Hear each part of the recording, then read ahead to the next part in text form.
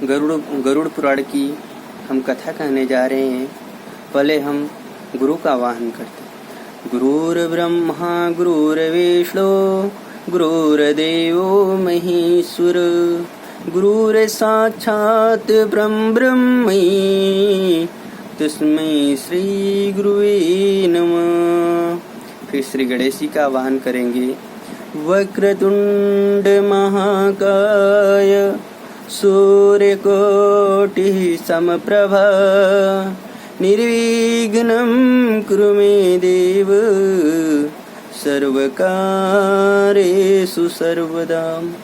फिर नारायण जी का शांताकारं भुजगशयनं पद्मनाभं सुरेशं विश्वधारं गगनसदृशं मेघवर्णं शुभांगनं लक्ष्मीकान्तं कमलनयनं योगिविदर्यानगम्यम्। अब हम कथा प्रारंभ करने जा रहे हैं गरुड़ पुराण की, जिसको मरने के बाद इंसान का क्या होता है।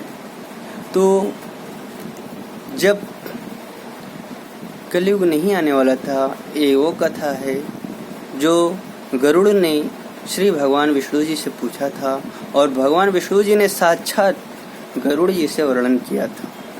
तो वही कथा हम सुनाने जा रहे हैं। आप लोग कृपया करके ध्यानपूर्वक सुनिए। और भी कथा आगे सुनना है तो चैनल को सब्सक्राइब कीजिए, शेयर कीजिए, कमेंट कीजिए और लाइक कीजिए। धर्म सबका एक है, इंसान सब एक ही है, लेकिन सबका जो करने का तरीका है, जो मानने का तरीका है, वो सबका अलग अलग है। तो किसी के धर्म को छोटा नहीं करना चाहिए, किसी के धर्म को बुरा नहीं करना चाहिए, क्योंकि ईश्वर एक ही है। इंसान आता है तो एक ही रास्ते से आता है और जाता है तो एक ही रास्ते से जाता है। जो भी जिस धर्म का अनुसरण करते हैं वो अपने धर्म को विश्वास, श्रद्धा, भक्ति से पालन करना चाहिए, क्योंकि धर्म का पालन करने से ही इंसान की वृद्धि होती है, सद्गति की प्राप्ति होती है। अगर जो इंसान, जो मानव, जो जीव धर्म की जो है पालन नहीं करता है, उसे सद्गति की प्राप्ति नहीं होती है। पल भर के लिए उसे सुख की तो प्राप्ति होती है, लेकिन सुख भी एक भोग है। असली सुख तो वो है जो कोई दुखी ना हो, आनंद ही आनंद है। उस आनंद की परमानंद में खोने के लिए भक्ति की सहारा लेना पड़ता है। भक्ति ही धर्म का रास्ता अनुसरण करता है। तो हम गरुड़ पुराण की कथा सुनाने जा रहे हैं। उसमें से हम छोटा ही सुनाएंगे जो आप लोगों को विद्रोह पूर्वक सुन सके। तो उस समय की बात है। तो धर्म ही जिसका सुदृढ़ मूल है, वेद जिसका स्कंद तना है, पुराण रूपी शाखाओं से जो समृद्ध है, यज्ञ जिसका पुष्प है और मोक्ष जिसका फल है, ऐसे भगवान मधुसूदन रूपी पादप कल्प वृक्ष की जय हो। देव क्षेत्र नैमिषारण्य में स्वर्ग लोक की प्राप्ति की कामना से शौनकादिक ऋषियों ने एक बार सहस्र वर्ष में पूर्ण होने वाला यज्ञ प्रारंभ किया। तो बाद में एक समय प्रातःकाल के हवनादि कृत्यों का संपादन करके उन सभी मुनियों ने सत्कार किए गए आसनासीन सूत जी महाराज से आदरपूर्वक यह पूछा। क्या पूछा सुनिए। ऋषियों ने कहा, हे सूत जी महाराज, आपने सुख देने वाला देव मार्ग का सम्यक निरूपण किया है। इस समय हम लोग भयावह यम मार्ग के विषय में सुनना चाहते हैं। आप सांसारिक दुखों को और उस कलेश के विनाशक साधन को तथा इस लोक और परलोक के कलेशों का यथावत वर्णन करने में समर्थ हैं, अतः उसका वर्णन कीजिए। तब सूत जी महाराज जी बोलते हैं, क्या? हे मुनियों, आप लोग सुने। मैं अत्यंत दुर्गम यम मार्ग के विषय में कहता हूँ। जो पुण्यात्मा जनों के लिए सुखद और पापियों के लिए दुखद है। गरुड़ जी के पूछने पर भगवान विष्णु ने उनसे जैसा कुछ कहा था मैं उसी प्रकार आप लोगों के संदेह की निवृत्ति के लिए कहूँगा। किसी समय वैकुंठ में सुख पूर्वक विराजमान परम गुरु श्री हरि से विनता पुत्र गरुड़ जी ने विनय से झुककर पूछा था। तो गरुड़ जी बोले थे, हे देव, आपने भक्ति का मार्ग का अनेक प्रकार से मेरे समक्ष वर्णन किया है और भक्तों को प्राप्ति होने वाली उत्तम गति के विषय में भी कहा है। अब हम भयंकर यम मार्ग के विषय में सुनना चाहते हैं। हमने सुना है कि आपकी भक्ति से विमुख प्राणी नरक में जाते हैं। भगवान का नाम सुगमता पूर्वक लिया जा सकता है। जिह्वा प्राणी के अपने वश में है तो भी लोग नरक को जाते हैं। ऐसे अधम मनुष्य को बार बार धिक्कार है। इसलिए हे भगवान, पापियों को जो गति प्राप्त होती है तथा यम मार्ग में जैसे वे अनेक प्रकार के दुख प्राप्त करते हैं उसे आप मुझसे कहिए। तो श्री भगवान श्री हरि जी बोलते हैं, हे पछेंद्र, सुनो, मैं उस यम मार्ग के विषय में कहता हूँ जिस यम मार्ग से पापी जन नरक की यात्रा करते हैं और जो सुनने वालों के लिए भी भयावह है। हे ताच्छरी, जो प्राणी सदा पाप प्रवण है, दया और धर्म से रहित है, जो दुष्ट लोगों की संगति में रहते हैं, शास्त्र और सत्संगति से विमुख हैं, जो अपने को स्वयं प्रतिष्ठित मानते हैं, अहंकारी हैं तथा धन और मान के मद से चूर हैं, असुरी शक्ति को प्राप्त हैं तथा देवी संपत्ति से रहित हैं, जिनका चित्त अनेक विषयों में आसक्त होने से भ्रांत है, जो मोह के जाल में फंसे हैं और कामनाओं के भोग में ही लगे हैं, ऐसे भक्ति अपवित्र नरक में गिरते हैं। जो लोग ज्ञानशील हैं, जो परम गति को प्राप्त होते हैं, पापी मनुष्य दुख पूर्वक यम यातना प्राप्त करते हैं। पापियों को इस लोक में जैसे दुख की प्राप्ति होती है और मृत्यु के पश्चात जैसी यम यातना को प्राप्त होते हैं, उसे विनय पूर्वक सुनो। यथोपार्जित पुण्य और पाप के फलों को पूर्व में भोग कर कर्म के संबंध से उससे कोई शारीरिक रोग हो जाता है। आदि मानसिक रोग और व्याधि शारीरिक रोग से युक्त तथा जीवन धारण करने को आशा से उत्कंठित उस व्यक्ति की जानकारी के बिना ही सर्प की भांति बलवान काल उसके समीप आ पहुँचता है। उस मृत्यु की संप्राप्ति की स्थिति में भी उसे वैराग्य नहीं होता। उसने जिनका भरण पोषण किया था उन्हीं के द्वारा उसका भरण पोषण होता है। वृद्धावस्था के कारण विकृत रूप वाला और मरणाभिमुख वह व्यक्ति घर में अवमानना पूर्वक दी हुई वस्तुओं को कुत्ते की भांति खाता हुआ जीवन व्यतीत करता है। वह रोगी हो जाता है, उसे मंदाग्नि हो जाती है और उसका आहार तथा उसकी सभी चेष्टाएं कम हो जाती हैं। प्राणवायु के बाहर निकलते समय आंखें उलट जाती हैं, नाड़ियां कब से रुक जाती है, उसे खांसी और श्वास लेने में प्रयत्न करना पड़ता है तथा कंठ से घूर घूर से शब्द निकलते हैं। चिंता मग्न स्वजनों से घिरा हुआ तथा सोया हुआ वह व्यक्ति काल पास के वशीभूत होने कारण बुलाने पर भी नहीं बोलता। इस प्रकार कुटुंब के भरण पोषण में ही निरंतर लगा रहने वाला अजितेंद्रिय व्यक्ति अंत में रोते बिलखते बंधु बांधवों के बीच उत्कट वेदना से संज्ञा शून्य होकर मर जाता है। हे गरुड़, उस अंतिम क्षण में प्राणी को व्यापक दिव्य दृष्टि प्राप्त हो जाती है, जिससे वह लोक परलोक को एकत्र देखने लगता है। अतः चकित होकर वह कुछ भी कहना नहीं चाहता। यमदूतों के समीप आने पर सभी इंद्रियां विकल हो जाती हैं, चेतना जड़ीभूत हो जाती है और प्राण चलायमान हो जाते हैं। आतुर काल में प्राण वायु के अपने स्थान से चल देने पर एक क्षण भी एक कल्प के समान प्रतीत होता है और 100 बिच्छुओं के डंक मारने जैसी पीड़ा होती है। वैसी पीड़ा का उस समय उसे अनुभव होने लगता है। वह मरणासन व्यक्ति फेन उगलने लगता है, उसका मुख लार से भर जाता है। पापी जनों के प्राण वायु अधोद्वार गुदा मार्ग से निकलते हैं। तो श्री हरि जो है यम मार्ग की यातनाओं के बारे में गरुड़ जी से विधि पूर्वक बता रहे हैं। और आप लोग चैनल को सब्सक्राइब करना ना भूलिए और लाइक करना ना भूलिए। प्लीज़ हो सकता है तो शेयर भी कर दीजिए।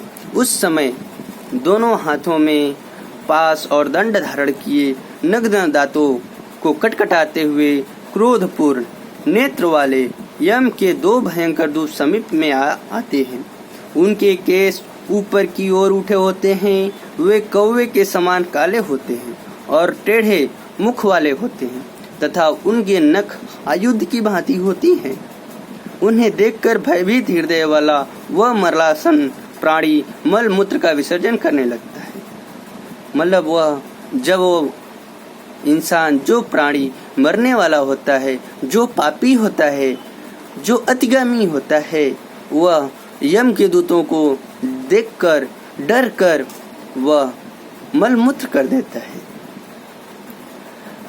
अपने 5 भौतिक शरीर से हाय हाय करते हुए निकलता हुआ तथा यमदूतों के द्वारा पकड़ा हुआ वह अंगुष्ठ मात्र प्रामाण का पुरुष अपने घर को देखता हुआ यमदूतों के द्वारा यातना देह से ढक करके गले में बलपूर्वक पासों से बांधकर सुदूर यम मार्ग पर यातना के लिए उसी प्रकार ले जाया जाता है जिस प्रकार राजपुरुष दंडनीय अपराधी को ले जाते हैं।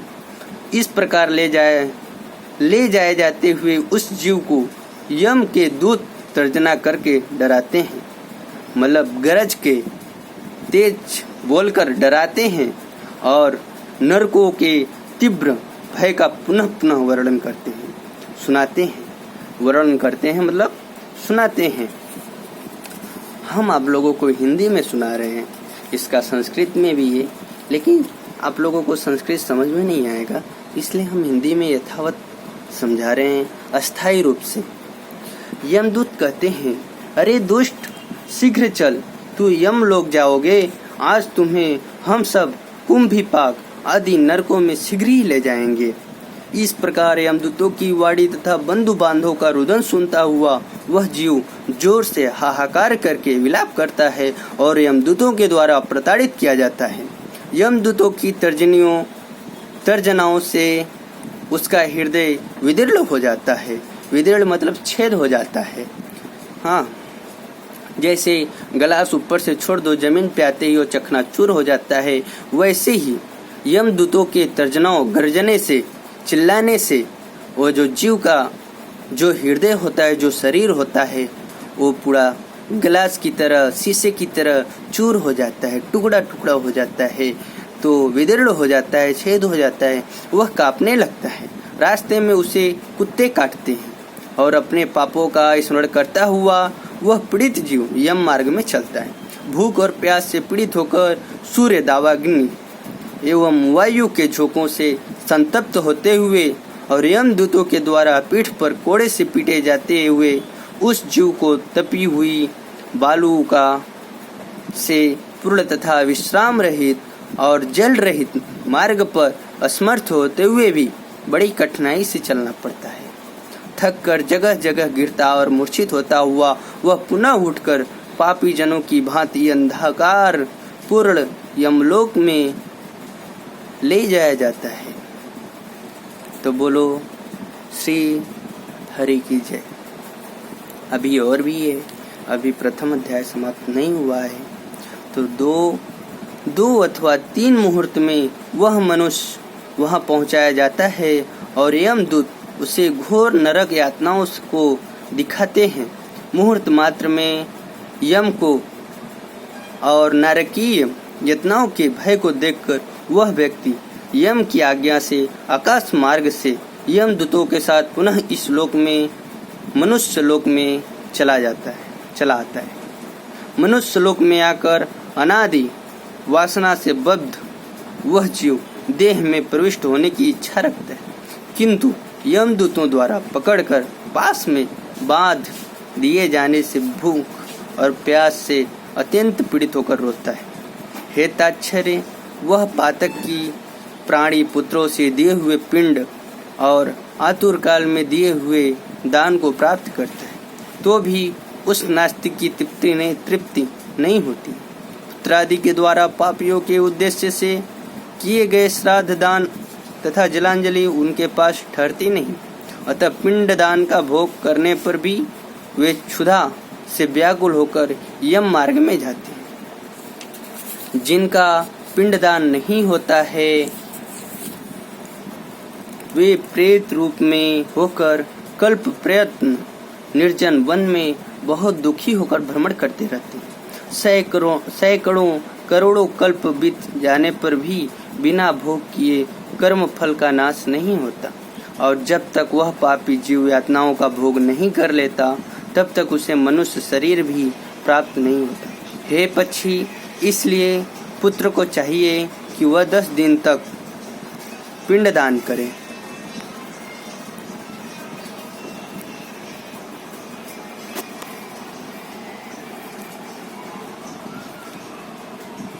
माफ कीजिएगा। हे गरुड़, हे पक्षी, हे गरुड़, इसलिए पुत्र को चाहिए कि वह 10 दिनों तक प्रतिदिन पिंडदान करे। हे पक्षी श्रेष्ठ, वे पिंड प्रतिदिन 4 भागों में विभक्त होते हैं। उनमें 2 भाग तो प्रेत के देह के पंचभूतों की पुष्टि के लिए होते हैं, तीसरा भाग यमदूतों को प्राप्त होता है और चौथे भाग से उस जीव को आहार प्राप्त होता है। 9 रात दिनों में पिंड को प्राप्त करके प्रेत का शरीर बन जाता है और 10वें दिन उसमें बल की प्राप्ति होती है। हे खग, मृत व्यक्ति के देह के जल जाने पर पिंड के द्वारा पुनः 1 हाथ लंबा शरीर प्राप्त होता है, जिसके द्वारा वह प्राणी यमलोक के रास्ते में शुभ और अशुभ कर्मों के फलों को भोगता है। पहले दिन जो पिंड दिया जाता है उससे उसका शरीर बनता है। दूसरे दिन पिंड से ग्रीवा, गर्दन और स्कंद कंधे तथा तीसरे पिंड से हृदय बनता है। चौथे पिंड से पृष्ठभाग पीठ, 5वें से नाभि, 6ठे और 7वें से पिंड से क्रमशः कटी, कमर और गुह्यांग उत्पन्न होते हैं। 8वें पिंड से उरु, जांघे और 9वें पिंड से जानु, घुटने तथा पैर बनते हैं। इस प्रकार 9 पिंडों से देह को प्राप्त करके 10वें पिंड से उसका क्षुधा और तृषा, भूख प्यास ये दोनों जागृत होती है। उस पिंड शरीर को प्राप्त करके भूख और प्यास से पीड़ित जीव 11वें और 12वें 2 दिन भोजन करता है। 13वें दिन यमदूतों के द्वारा बंदर की तरह बंधा हुआ वो प्राणी अकेला उस यम मार्ग में जाता है। हे खग, मार्ग में मिलने वाली वैतरणी को छोड़कर यमलोक के मार्ग की दूरी प्रमाण 86,000 योजन है। श्रीमन्नारायणी नारायणी हरि हरि, श्रीमन्नारायणी नारायणी हरि हरि। वह प्रेत प्रतिदिन रात दिन में 247 योजन चलता है। मतलब वह प्रेत प्रतिदिन रात दिन में मतलब 24 घंटे में 247 योजन चलता है। मार्ग में आए हुए इन 16 पुरों नगरों को पार करके पातक की व्यक्ति धर्मराज के भवन में जाता है। सौम्यपुर पहला है, दूसरा सौरीपुर, तीसरा नगेंद्र भवन है, चौथा गंधर्वपुर है, 5वां शैलागम है, 6वां क्रौंचपुर है, 7वां क्रूरपुर है, 8वां विचित्र भवन है, 9वां बहवपदपुर है और 10वां दुखदपुर है, 11वां नानाक्रंदपुर है, 12वां सुतुत भवन है, 13वां रौद्रपुर है, 14वां पयोवर्षपुर है, 15वां सीताढ्यपुर है तथा 16वां है बहुभीतिपुर। को पार करके इन आगे यमपुरी को धर्मराज का भवन स्थित है। यमराज के दूतों के पासों से बंधा हुआ पापी जीव रास्ते भर हाहाकार करता हुआ अपने घर को छोड़ करके यमपुरी को जाता है। इसलिए पहला अध्याय समाप्त हुआ। इसी क्रम में हम श्री विष्णु जी की नमस्कार करके, श्री गरुड़ जी को नमस्कार करके और श्री शौनकादिक ऋषियों को नमस्कार करके और सूत जी महाराज को नमस्कार करके कथा को प्रथम अध्याय को विराम देते हैं। और आप चैनल को सब्सक्राइब कीजिए, वीडियो को लाइक शेयर कर दीजिए। हाँ, इसके बाद हम आगे फिर मिलते हैं। धन्यवाद। जय श्री हरि। हर हर महादेव।